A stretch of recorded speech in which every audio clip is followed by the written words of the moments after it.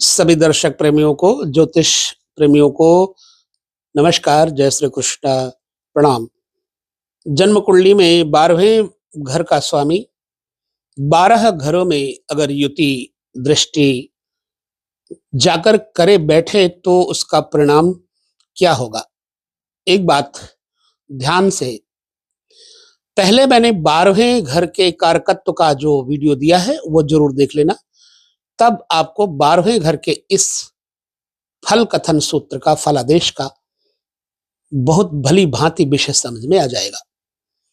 12वां घर कहते हैं त्रिक भाव को, व्यय भाव को, खर्च का भाव, हानि का भाव है।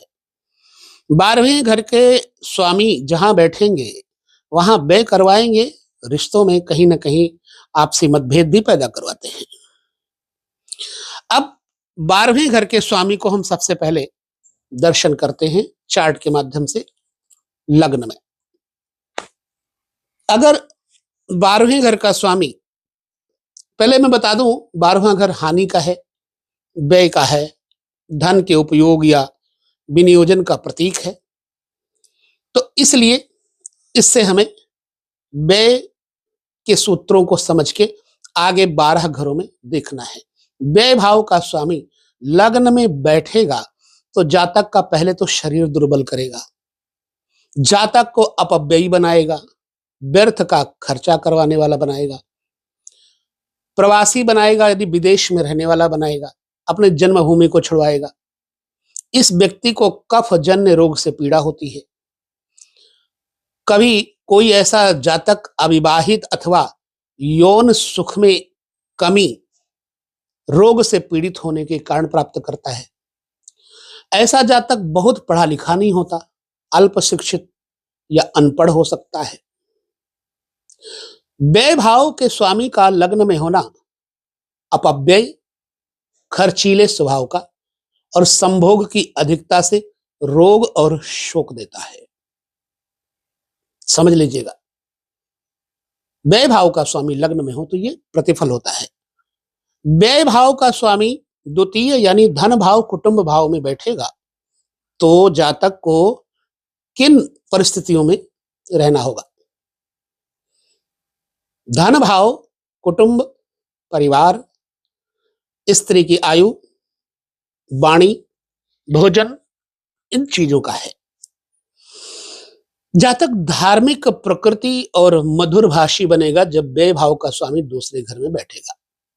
सुख सुविधा से संपन्न, अच्छे कार्यों में धन का व्यय करने वाला, ऐसा जातक अग्नि, चोर या फिर राजदंड से हानि भी प्राप्त करता है। कृषि कार्य, व्यापार से लाभ प्राप्त करता है। कोई कोई ऐसे जातक कुटुंब सुख या पैतृक संपदा की कमी भी फील करते हैं, कुटुंब का सुख संपत्ति का अभाव भी फील करते हैं। ये स्थिति पर निर्भर करता है व्यय भाव के और धन भाव के स्वामी के ऊपर। द्वादशेश अगर तृतीय भाव में बैठेगा, तृतीय भाव संबंधों का, मित्रों का, छोटे भाई बहनों का है।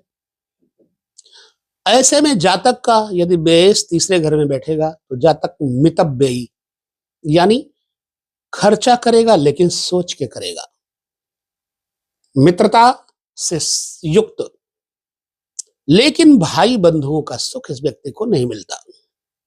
यह व्यक्ति उनसे अलग रहकर मात्र अपना भरण पोषण करने वाला होता है। व्यय भाव का स्वामी तीसरे बैठेगा तो कई ऐसे जातक भी देखे गए हैं जो बंधु बांधवों से बैर विरोध भी कर लेते हैं जब व्यय भाव का स्वामी तीसरे घर में बैठेगा।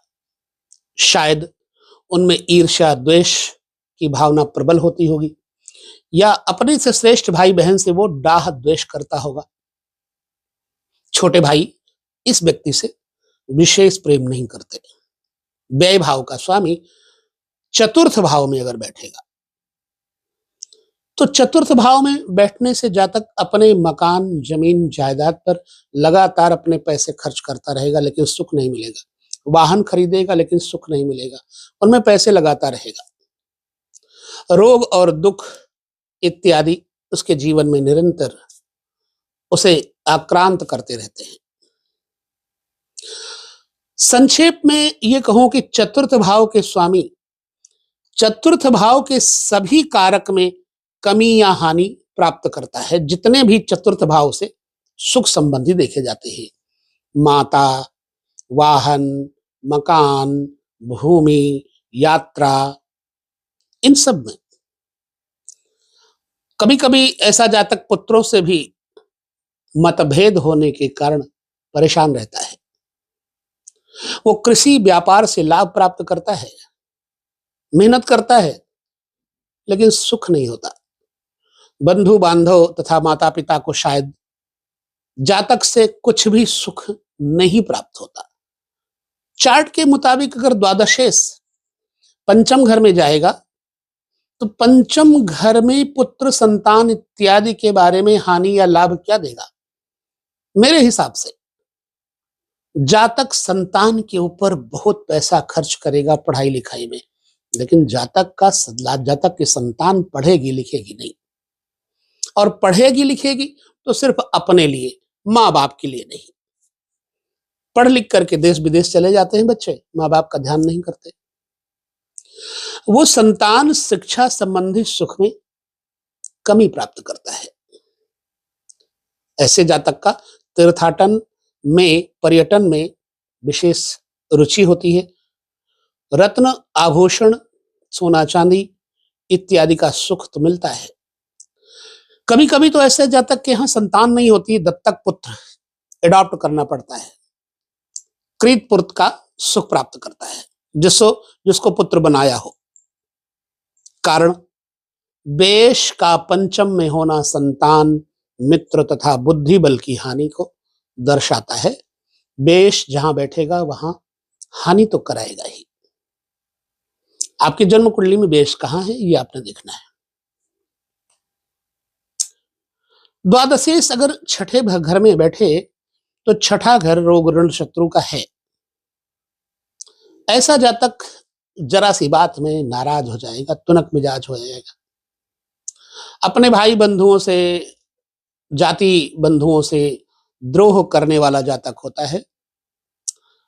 और ये व्यक्ति पर द्वारा आसक्त यानी पराई स्त्री में रुचि आसक्त रखने के कारण पापिष्ठ हो जाता है।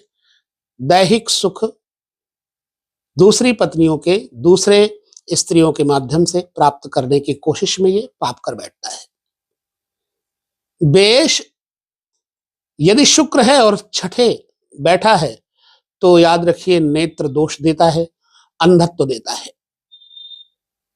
पराशर मुनि ने बेश को छठे या आठवें भाव में होने पर विमल नामक विपरीत राजयोग माना है। तो इसलिए कभी कभी ऐसे जातक को धन और मन तथा सम्मान, यश आदि, पराक्रम आदि मिलते हुए देखा जा सकता है। द्वादशेश सप्तम में बैठे, सप्तम भाव पत्नी का है, व्यापार का है, पार्टनरशिप का है। तो सप्तम भाव में अगर द्वादशेश बैठेगा तो तत्संबंधी कारकत्व पर धन व्यय करता है, जैसे स्त्री के संबंधों पर, पार्टनर के ऊपर। ऐसा जातक पत्नी के ऊपर धन व्यय करता है, लेकिन उसको पत्नी का सुख नहीं मिलता, दाम्पत्य का सुख नहीं मिलता। कई ऐसे जातक जिनका बेश सप्तम में बैठा हो वो दुबले पतले देखे जाते हैं और मूर्ख होते देखे गए हैं। ऐसा व्यक्ति पत्नी के द्वारा प्रताड़ित किया जाता है, स्त्री के द्वारा इसको कष्ट मिलता है, दबाव में रहता है, पत्नी दबंग होती है। मतांतर से जातक मूर्ख, निर्धन, दुर्बल और कफ रोगी होने से पत्नी को संतुष्ट करने में अक्षम होता है। लिहाजा पत्नी इमोशनली ब्लैकमेल करती है। ठीक है। द्वादश भाव का स्वामी अष्टम भाव में बैठने पर क्या प्रतिफल देगा? यहां पर जातक को द्वादशेश अष्टम में होने पर शुभ फल देगा।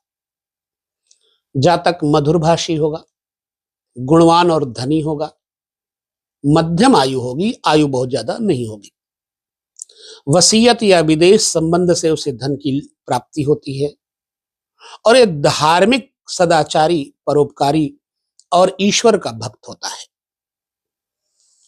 कारण क्या है? बेश, भोगेश निज भाव से नवम यानी धर्म स्थान में है, इसलिए जातक को धर्म परायण और परोपकारी बनाएगा। यह प्रतिफल है द्वादश का अष्टम स्थान पर, द्वादशेश का। आपकी जन्म कुंडली में यदि ऐसा है तो कहां तक आप मेरी बात से सहमत हैं, ये जरूर बताइएगा।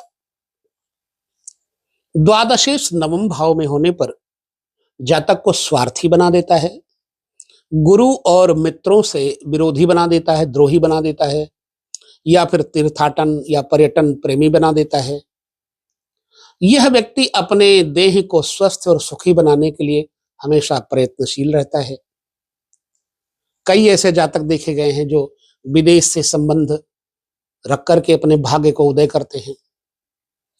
बेश का निज भाव से कर्म तथा लग्न से धर्म भाव में होना धर्म तथा कर्म को दोषपूर्ण या हीन बना सकता है।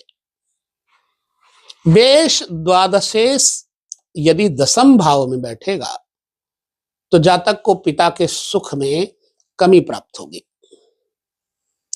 राजनीतिक पार्टी, नेता या मंत्री को यह व्यक्ति धन देता है, बच्चों के लिए धन का संग्रह भी करता है और पराई स्त्री से दूर रहता है। मतांतर से जातक पिता के लिए धन खर्च करता है।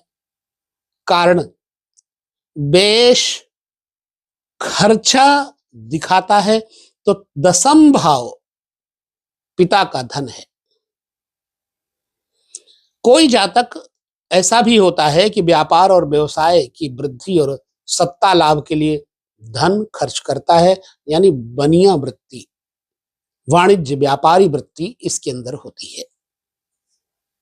द्वादशेश 11वें घर में बैठे तो जातक सत्यनिष्ठ होगा, दीर्घायु और यशस्वी होगा, धनवान होगा। अचानक बहुत बड़े खर्चे उठाने पड़ते हैं कभी कभार इसको, इसलिए धन की हानि की संभावना बन जाती है। मतांतर से जातक रत्न, आभूषण तथा संतान संबंधी सुख की प्राप्ति करता है। कभी कभी उसे अप्रत्याशित लाभ अचानक हुआ करता है। द्वादशेश अगर द्वादश भाव में ही बैठा हो तो जातक दुर्बल शरीर तथा बहुत जल्दी गुस्सा करने वाला होगा। इसकी आयु बहुत बड़ी नहीं होती।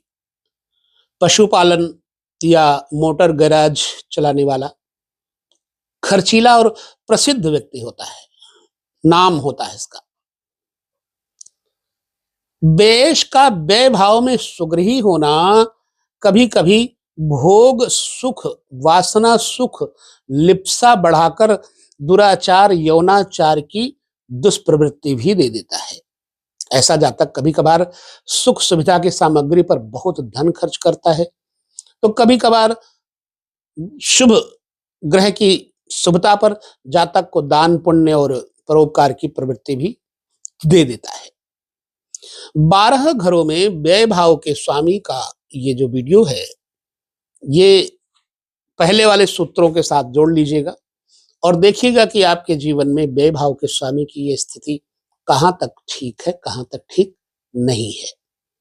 फिलहाल मैंने निष्कपट भाव से आपके सामने चार्ट के माध्यम से, सूत्रों के संग्रह के माध्यम से जो वीडियो दिया, उससे आप कहां तक प्रसन्न हैं, कहां तक नहीं, कहां तक आपको पसंद आया वीडियो, ये कमेंट करके आप हमें बताएंगे। तो लेते हैं विदा। नमस्कार, जय श्री कृष्ण, प्रणाम।